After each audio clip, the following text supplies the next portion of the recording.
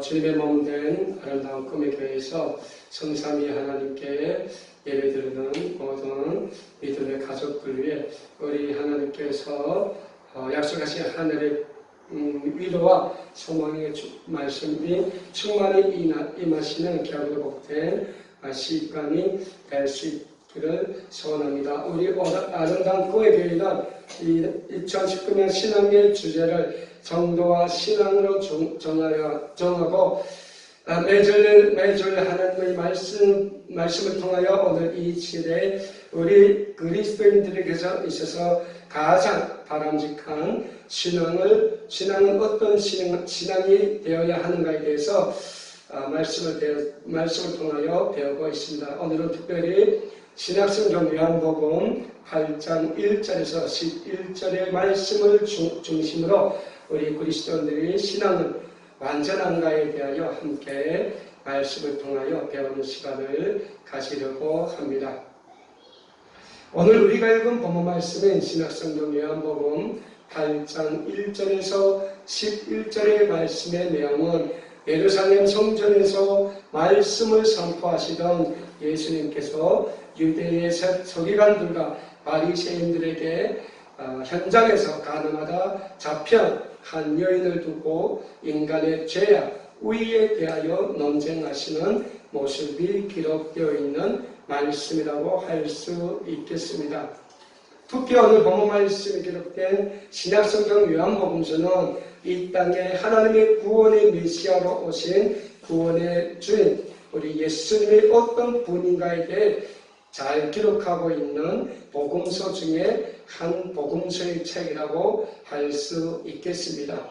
무엇보다도 요한복음서의 핵심은 예수님은 하나님의 아들인 동시에 하나님 그 자체이시며 하나님 그 자체이시면서도 인간의 몸을 입고 이 세상에 오셔서 우리 인간들과 함께 동고동락을 하시며 하나님의 구원을 몸소 선포하시고 삶으로 보여주신 예수님에 대해서 강조하고 있습니다. 그러한 의미에서 오늘 본문 말씀인 요한복음 8장 1절에서 11절의 말씀은 우리에게 매우 중요한 교훈을 주고 있는 말씀이라고 할 수 있겠습니다. 오늘 본문 말씀이 신약성경 요한복음 8장 1절의 말씀에서 이렇게 기록하고 있습니다. 예수는 감람산으로 가시니라 라고 기록하고 있습니다. 다른 말씀과 구별되는 말씀입니다. 예수님은 감람산으로 가시니라 라고 말씀하고 있습니다.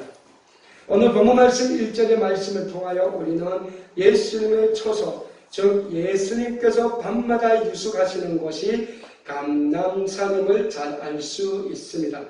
이 감람산은 지금의 이스라엘의 수도 예루살렘에서 동편으로 해발 높이 800m의 산으로 감람나무가 많아서 감람산이라고 부르게 된 산입니다. 이곳 감람산에서 예수님은 늘 밤이 되면 하나님 앞에서 영적인 쉼을 취하셨던 것 같습니다.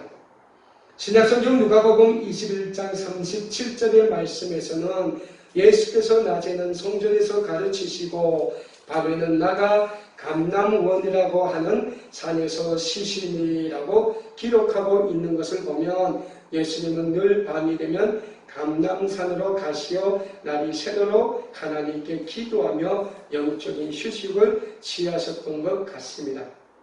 그래서 감람산은 나중에 예수님이 이 땅에서 하나님의 나라 사역을 다 마치시고 하늘로 승천하신 장소이기도 합니다. 이곳 감람산은 올리브나무가 많은 곳으로 이곳을 사람들은 감람산 또는 올리브산이라고도 부르고 있습니다. 예수님이 십자가에 달리시기 마지막 날 피땀 흘려 기도하셨던 장소도 이 올리브산, 감람산의 한편에 있었던 겟세마네 동산임을 우리는 복음서를 통해서 잘 알 수 있습니다. 예수님의 할이 피고 모든 노고를 마치시고 돌아가셔서 쉬던 곳이 바로 이것 감람산이었습니다. 신약성경 마태복음 8장 20절의 말씀에서 예수님께서는 여우도 굴이 있고 궁중에 새도 거처가 있으되 인자는 머리 둘 곳이 없다라고 말씀을 하신 그 말씀을 보며 우리 예수님은 이 땅에 오셔서 3년간의 공생애의 삶을 사시는 가정 속에서 마땅한 거처, 즉 집, 유숙할 곳이 없이 다니셨음을 우리는 알게 됩니다. 이처럼 일정한 거처가 없으셨던 예수님은 노천한 나무 밑에서 머리를 뉘우시고 죄의 나라와 의를 위하여 하나님의 거룩한 사역을 위해서 하나님께 기도하면서 밤을 보냈을 것입니다. 달빛을 받으시며 우리 주님께서는 감람산의 올리브나무 한켠에서 하나님께 기도하며 영적인 힘을 취하셨을 것입니다. 오늘 우리의 삶에 비교하면 당시 예수님께서는 너무나도 형편없고 초라한 장소에서 쉬셨음을 우리는 잘 알 수 있습니다. 그렇게 늘 감람산에서 밤을 보내신 예수님은 아침이 되면 또 하나님께서 맡겨주신 귀한 공생의 사역을 시작하셨습니다. 아마 이 다음날도 예수님께서는 그렇게 감람산에서 밤을 보내시고 아침 일찍 예루살렘 성전으로 돌아오셨던 것입니다. 오늘 본문 말씀인 요한복음 8장 2절의 말씀에서는 이렇게 기록하고 있습니다. 아침에 다시 성전으로 들어오시니 백성이 다 나아오는지라 나무사 그들을 가르치시니라고 기록하고 있습니다. 오늘 본문 2절의 말씀을 보면 많은 사람들이 예수님께서 예루살렘 성전에 들어오셔서 하나님 나라의 말씀을 선포하신 그 시간을 기다리고 있었던 것입니다. 그래서 오늘 본문 2절에서는 예수님께서 성전에 들어오니 많은 사람들이 나와서 예수님의 말씀을 들었다라고 기록하고 있는 것입니다. 그리고 예수님께서는 그러한 무지 목매한 백성들에게 다시 하나님 나라 복음을 가르치고 계셨던 것입니다. 오늘도 예수님께서는 아침부터 예루살렘 성전에서 하나님의 나라와 그 의를 가르치고 계셨습니다. 그런데 이때 하나의 사건이 발생하게 됩니다. 예수님께서 가르치시는 예루살렘 성전 안에 한 무리의 유대의 서기관들과 바리새인들이 기세등등하여 들어옵니다. 그렇게 의기등등하여 들어오는 유대 서기관들과 바리새인들에게 한 여인이 질질 끌려 예루살렘 성전으로 들어오고 있습니다. 알고 보니 이 여인은 간음하는 현장에서 발견된 여인입니다. 당시 유대인들에게 있어서 간음하다 현장에서 잡히는 여인은 돌로 쳐 죽이라는 율법의 조항이 있었기 때문에 이 여인은 간음하는 현장에서 돌에 맞아 죽어야 했던 여인입니다. 하지만 유대인의 서기관들과 바리새인들은 그 여인을 죽이지 않고 예수님께로 끌고 왔던 것입니다. 분명 그 여인은 간음했던 여인이 맞습니다. 분명 그 여인은 죄를 지었고 현장에서 적발되었기 때문에 율법에 의해 정죄가 마땅한 여인임에는 틀림이 없습니다. 그런데 그 현장에서 정죄를 당하고 돌에 맞아 죽어있던 여인이 유대인의 서기관들과 바리새인들에 의해서 예수님 앞에 지금 끌려왔던 것입니다. 지금 예수님 앞에 쓰러져 있는 이 여인은 간음의 현장에서 붙잡힌 여인이요, 부도덕한 여인이요, 죽어도 마땅한 여인이요, 마땅히 정죄를 받아야 할 여인입니다. 그래서 그 여인을 끌고 온 사람들도 예수님과 함께 예루살렘 성전에 있던 백성들도 이 여인을 예수님 앞에서 어떻게 해야 할지 예수님 앞에 지금 질문을 하게 되는 것입니다. 하지만 우리가 이 장면에서 다시금 살펴보아야 할 사람들이 있습니다. 간음한 현장에서 체포한 간음한 여인을 죽이지 않고 예수님께로 끌고 온 유대인의 서기관들과 바리새인들의 속셈입니다. 당시 유대인의 서기관들과 바리새인들은 지금으로 말하면 종교 지도자들입니다. 교회 백성, 교회 장로들이요, 교회 목사들이요, 교회 지도자들이었던 그들이 이 가늠한 여인을 지금 예수님 앞에 끌고 왔던 것입니다. 그들에게는 가늠한 여인을 죽이는 것보다 더 중요한 목적이 있었던 것입니다. 그들은 가늠한 여인을 예수님께로 끌고 와 예수님께서 그 여인을 어떻게 판결하시는지 보기 위해서 그 여인을 죽이지 않고 예수님 앞으로 끌고 왔던 것입니다.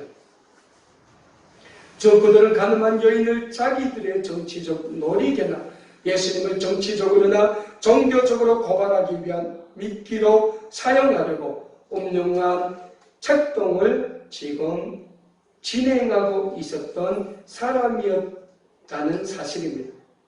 어쩌면 그들은 예수님을 종교적으로 정치적으로 고발할 구실을 찾기 위해 일부러 덫을 놓고 이 여인을 기다렸다 가늠의 현장에서 이 여인을 잡아봤는지도 모릅니다.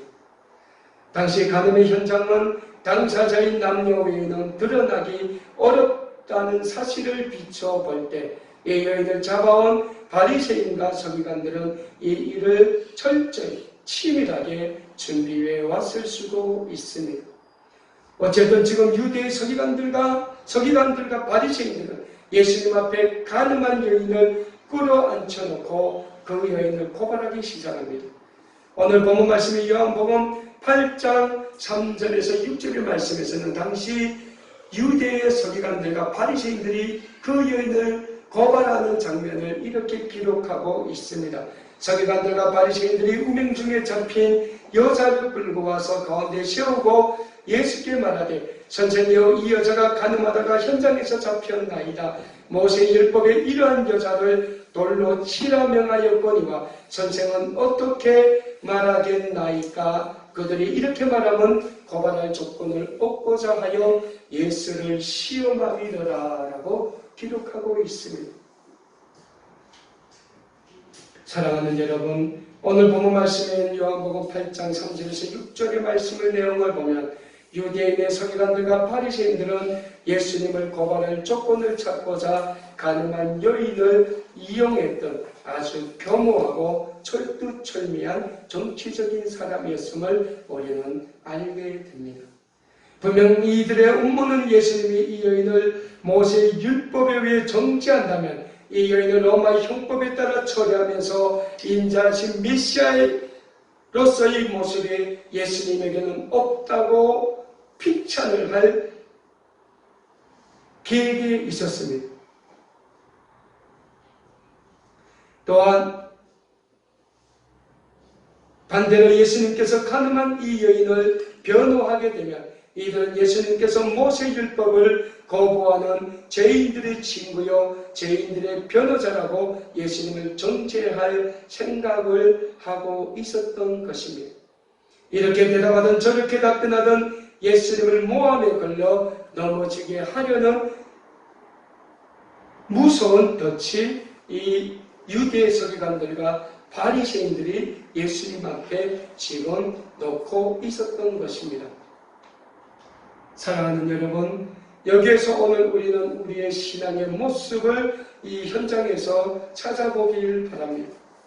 오늘 우리가 바로 우리의 모습이 이 가늠하다 잡혀온 여인과 이 여인을 고발하고 있는 백성의 서기관들 그리고 예수님이 계시는 이 현장에 있었다면 우리는 과연 누구의 편을 들고 있었겠습니까? 혹시 우리의 신앙의 모습이 가늠하다 현장에서 잡혀온 이 여인의 모습과는 같지 않은지 우리는 우리의 모습을 돌아볼 필요가 있을 것입니다. 아니면 가늠한 여인을 이용하여 예수님을 놀려먹고 정죄하려는 유대의 서기관들과 바리새인들의 모습이 오늘 우리의 모습이 아닌지 우리는 이 현장에 우리의 모습을 놓고 돌이켜 보아야 합니다. 분명한 사실은 우리는 늘 우리 자신의 삶의 모습은 보기 싫어한다는 겁니다. 그럼에도 불구하고 우리는 늘 나 자신이 아닌 제3자의 삶을 평가하면서 그를 놀려먹기 좋아한다는 사실입니다. 그래서 내가 남을 시기하고 비판하고 정죄하는 것은 괜찮지만 남이 나를 비판하고 정죄하는 것은 결코 용서하지 못하는 것이 아닌지 우리는 오늘 우리의 모습을 이 현장에 놓고 돌아보아야 할 것입니다. 그리고 어쩌면 그러한 우리의 모습이 오늘 우리의 신앙의 모습은 아닌지 우리는 오늘 본문 말씀의 현장 속에서 우리의 신앙의 삶을 놓고 냉정하게 성찰해 보아야 할 필요가 있다는 것입니다. 사랑하는 여러분, 그럼에도 불구하고 우리는 하나님을 믿는 하나님의 거룩한 백성들입니다. 우리는 하나님으로부터 거룩하게 부르심을 받고 예수님을 통하여 영생의 구원을 선물로 받고 살아가는 예수님의 자녀들이자 예수님의 제자들이라는 사실입니다. 그래서 우리의 삶은 이 세상 사람들의 삶과 분명히 달라야 한다는 것입니다. 이 세상 사람들이 아무리 나를 비방하고 나를 비웃어도 우리는 그들을 위해 기도하고 그들을 이해해야 하는 삶을 살아야 하는 것입니다. 그러한 삶에 절대적으로 필요한 것이 있다면 우리의 신앙이라는 사실입니다. 우리의 신앙은 예수님을 따라 배우는 기술입니다. 우리의 신앙은 죄인된 우리를 위해서 자기 자신의 모든 삶과 생명까지도 내어놓으신 예수님의 삶을 따라 배우는 삶입니다. 그래서 성도로 그리스도인으로 산다는 것이 무엇보다 어렵고 무엇보다 외로운 길이라는 사실입니다. 오늘 본문 말씀의 현장에 있는 유대인의 서기관들과 그들을 맹목적으로 추종하는 바리새인들의 모습을 보십시오. 유대인의 서기관들과 바리새인들이 가늠하다 현장에서 잡힌 여인을 예수님께로 끌고 왔습니다. 그리고 그들은 예수님께 이 여인을 어떻게 해야 합니까? 라고 뻔뻔하게 질문을 합니다. 우리는 여기서 예수님의 대응을 통하여 우리 그리스도인들의 용서의 삶이 어떤 삶인지 배울 수 있을 것입니다. 가늠한 여인과 더 추악한 유대인의 서기관들과 바리새인들이 있는 현장에서 예수님이 하시고자 하는 답변을 몸소 행동으로 보여주시고 있습니다.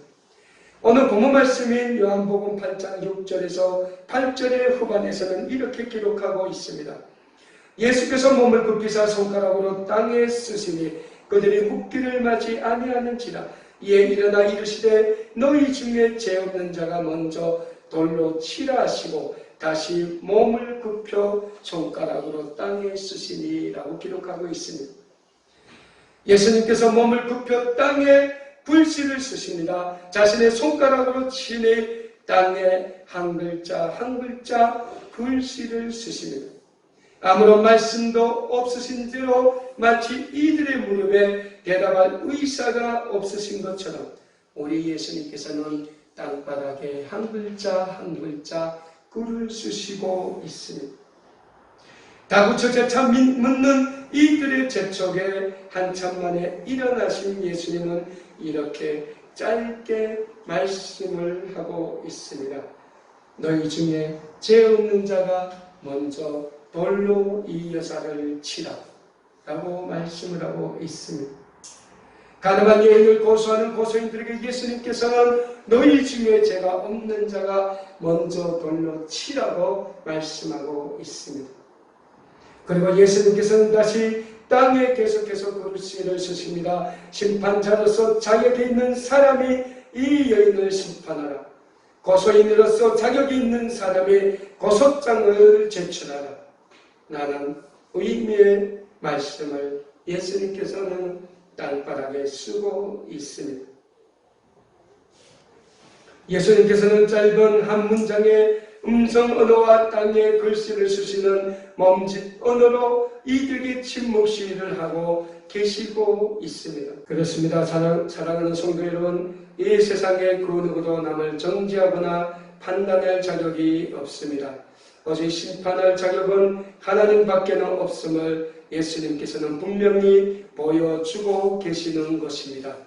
가늠하다 잡힌 여인을 향하던 정죄와 책망의 시선은 사실 남이 아닌 그 여인을 고소하는 유대인의 서기관들과 바리새인들이 자기 자신을 바라보는 시선이 되어야 함을 예수님께서는 강력하게 경고하고 계시는 것입니다. 남에게 향하는 정죄의 시선을 자기 자신에 갖다 댄다면 가늠하다 잡힌 여인에게 들이댄다면 엄격한 모세의 율법의 잣대를 그들에게도 들이댄다면 그들 자신도 쉽게 남에 대한 정죄의 말을 할 수 없는 자신의 추악한 존재를 발견하게 될 것입니다. 어찌 그뿐입니까? 자기 자신의 추악한 존재를 스스로 인식하는 사람은 남을 정죄하는 자리에 서지 않게 되는 것입니다. 예수님의 강력하고도 짧은 한마디의 말씀에 예루살렘 성전에 있던 사람들, 특히 가늠하다 현장에서 잡힌 여인을 끌고 왔던 사람들은 한 사람도 예외 없이 양심의 가책을 느껴 어른부터 시작하여 젊은이까지 하나씩 성전에서 나가고 오직 예수님과 그 가운데에 섰던 가늠한 여인만이 그 자리에 남게 됩니다. 오늘 본 말씀 9절에 이렇게 기록하고 있습니다. 그들이 이 말씀을 듣고 양심의 가책을 느껴 어른으로 시작하여 젊은이까지 하나씩 나가고 오직 예수와 가운데에 섰던 여인만 남았더라.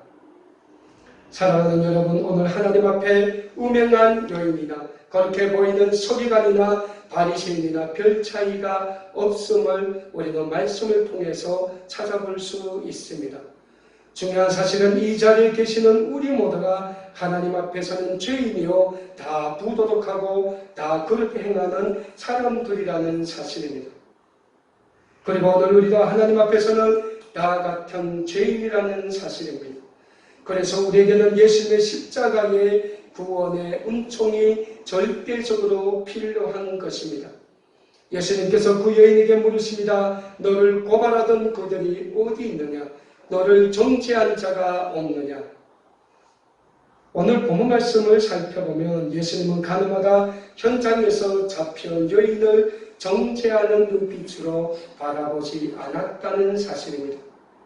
이 세상에 유일하게 우리를 심판하실 수 있는 분, 우리를 하나님의 정의로 심판하실 수 있는 분, 재판관으로서 우리를 심판관으로서 유일하게 합법한 분이신 예수님께서는 그 여인에게 이렇게 말씀하십니다.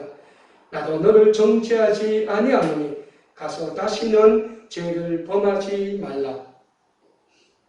사랑하는 여러분, 예수님께서는 가늠하다 잡힌 이 여인을 정죄하지 않으시고 용서해 주고 계십니다. 그리고 그 여인에게 예수님께서는 새 삶을 살 수 있는 기회를 주시고 계십니다. 그 예수님은 오늘도 우리 또한 정죄하지 않으시고 용서해 주시고 있습니다. 그러니 오늘 우리는 하루하루 매 순간의 삶 속에서 남을 정죄하는 자리에 서지 말고 예수님으로 인하여 용서받는 자로서의 삶을 사시기에 힘쓰시길 소원합니다. 무엇보다도 우리 아름다운 꿈의 교회 공동체는 늘 예수님의 사랑으로 서로를 사랑하는 사랑의 공동체가 되시길 소원합니다. 우리 아름다운 꿈의 교회는 우리를 죽기까지 용서하신 예수님의 사랑으로 서로를 판단하고 정죄하는 공동체가 아니라 서로의 잘못을 감싸주고 서로의 부족함을 감싸주고 서로가 서로를 용서하고 품어주는 용서와 섬김의 공동체가 되시길 간절히 소원합니다. 그래서 우리 교회 공동체를 나아가 우리 믿음의 가정을 예수님의 사랑이 가득 차고 넘치는 사랑과 섬김의 공동체로 세워나감으로써 예수님의 축복을 마음껏 누리는 모든 사랑하는 믿음의 가족 여러분들이 다 되실 수 있기를 우리 주님의 이름으로 간절히 축복합니다.